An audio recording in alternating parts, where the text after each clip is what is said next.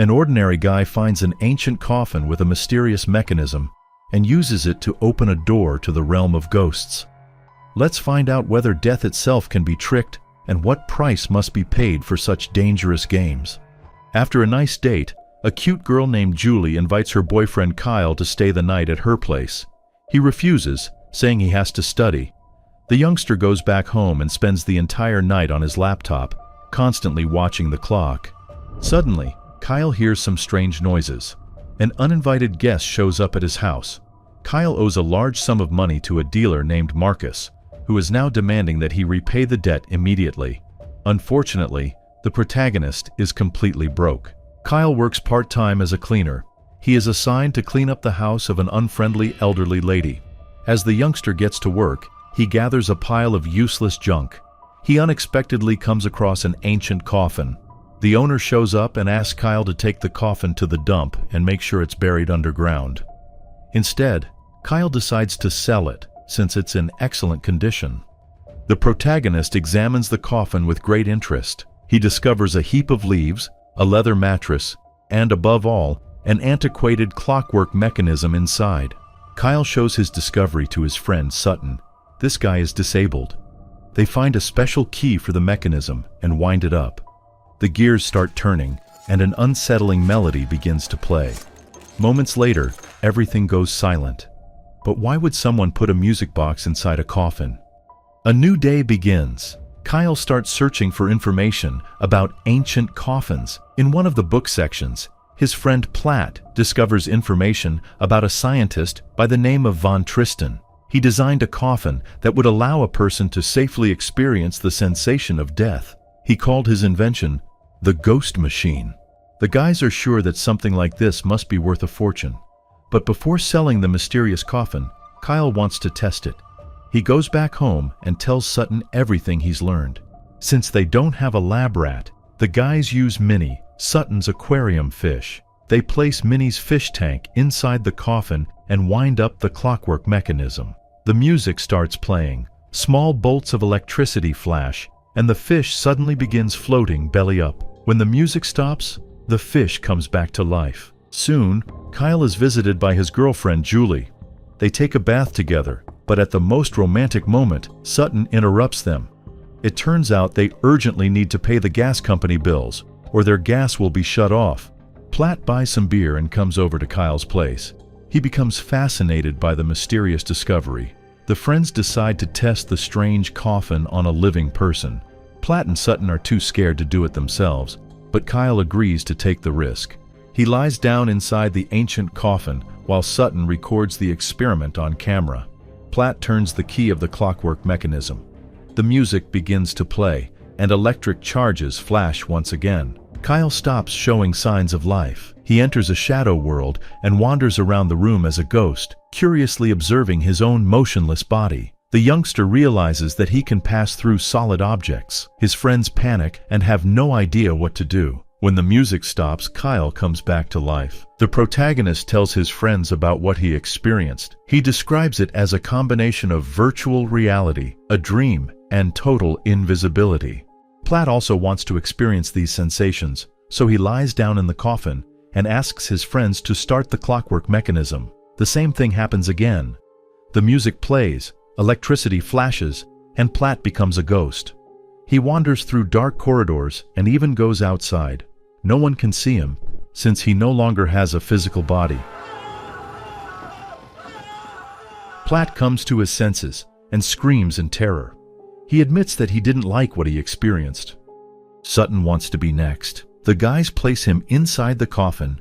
Once again, the music plays, lightning flashes, and Sutton becomes a ghost. To his shock, the youngster realizes that he can walk. At that moment, Julie comes to see Kyle. Sutton overhears the main character's argument with his girlfriend.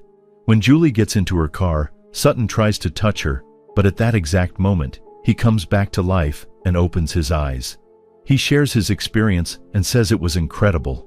The friends promise each other to keep everything a secret and never use the coffin again. Even so, Sutton can't stop thinking about the fact that he was able to walk as a ghost. He wants to experience it once more. Platt returns home and steps over what looks like a drunk homeless man lying on his doorstep. However, it's not a homeless man. It's something far more terrifying.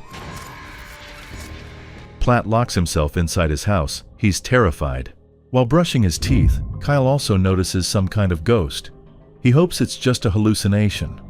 Julie calls him and suggests they take a short break to test their feelings. Kyle keeps reading the book about the ghost machine created by Von Tristan.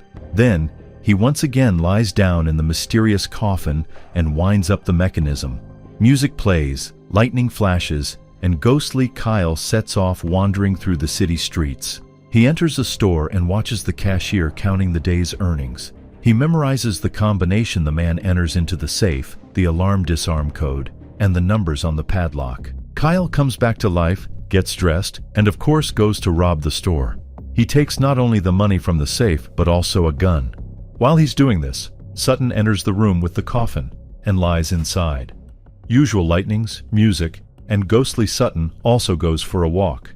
He sneaks into Julie's apartment, wanders through the rooms, finds the girl in bed, and kisses her.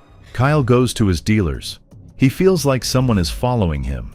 His car's windshield wipers turn on all of a sudden. He switches them off and walks into Marcus's trailer. It turns out the protagonist spends all his money on illegal substances that supposedly help him study better. Kyle pays off all his debts and buys another bag of white powder. Marcus and his buddy constantly humiliate Kyle, and he can't do anything about it. The youngster returns home and hides the gun and the powder under his bed. However, the observant Sutton notices this. Kyle wakes up in the morning to a phone call. It's Platt. He's learned that the music box uses a special musical interval that the church once labeled as satanic. That evening, Platt says he saw a terrifying ghost, but Kyle just laughs and once again lies down in the mysterious coffin. Platt winds up the mechanism. Ghostly Kyle enters Marcus's trailer and watches Marcus and his associates. Now he knows where the dealers hide their stash. Kyle comes back to life, but doesn't tell his friends where he went or what he did. Suddenly, the guys notice that Sutton's goldfish is no longer showing any signs of life. But all fish die sooner or later, right? Sutton lies down in the mysterious coffin and turns into a ghost. He goes to the boxing gym where Julie trains. He spies on her in the shower and secretly overhears her conversations with her friends. Sutton learns that Julie is deeply in love with Kyle and misses him terribly. This makes Sutton furious. He's in love with her too. Platt studies the music played by the magical box with great interest. It turns out that listening to this melody has a powerful effect on the human mind. Kyle meets Julie at a local cafe. The youngster brags that he's paid off all his debts. Julie isn't very happy about it because she feels that her boyfriend is hiding something from her. Platt calls Kyle and says that there's a special transmitter inside the coffin that sends the music directly into a person's brain. It might even be some kind of needle. Kyle steals illegal substances from Marcus's stash. The dealers become enraged when they realize their hiding spot is empty. Platt continues his research. He senses that there is someone inside the house. It's a ghost. Platt hides under the table with a screwdriver in his hand and sends a message to Kyle. The ghost eventually finds him. Platt tries to escape, but it's not easy when your enemy can walk through walls. Moments later, the guy falls down the stairs. Kyle and Sutton wait for Platt, but he never shows up. Sutton starts having a nosebleed, but even that doesn't stop them from taking another trip into the ghost world. Kyle goes first. He returns to Marcus's trailer and sees the dealers meeting with another customer. Since they don't have the right stuff, they sell him some kind of poison instead. Kyle follows the man and tries to stop him. Unfortunately, he's just a ghost, so he can't do anything. Soon, the poor guy has a seizure and stops showing signs of life. Only then does Kyle return to his body. He drives to the man's apartment, but it's already too late. The youngster decides to take revenge on the dealers. He writes down Marcus's trailer license plate number on the floor. Sutton goes to see Julie and informs her that Kyle abuses drugs. Then he confesses his love to the girl. Sadly, she doesn't return his feelings. Sutton stands up from his wheelchair, grabs Julie, and tries to kiss her. The girl throws him out of her house. Sutton spots a ghost outside and nearly gets struck by a car. Kyle loses several of his teeth. Thankfully, it's only a hallucination. The police inform the youngster about an accident involving Platt. They find an unread message addressed to Kyle on his computer. Platt writes that no one can cheat death. Kyle decides to destroy the mysterious coffin. Sutton stops him. Kyle is shocked to see his friend walking again.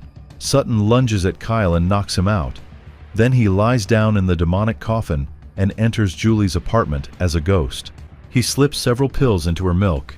Julie drinks it, and Sutton starts trashing her apartment like a real poltergeist, terrifying her. Kyle regains consciousness and goes into Sutton's room. He discovers that his roommate has been secretly stalking Julie like a maniac. Kyle calls his girlfriend, and she admits she feels very bad. Moments later, Julie passes out. Kyle grabs the gun and rushes to his girlfriend's place. Sutton returns to his body and also heads to Julie. He gets there first and takes the girl with him. Julie wakes up and realizes she's tied up. Sutton lights candles and tells her that they will lie in the mystical coffin together and become ghosts.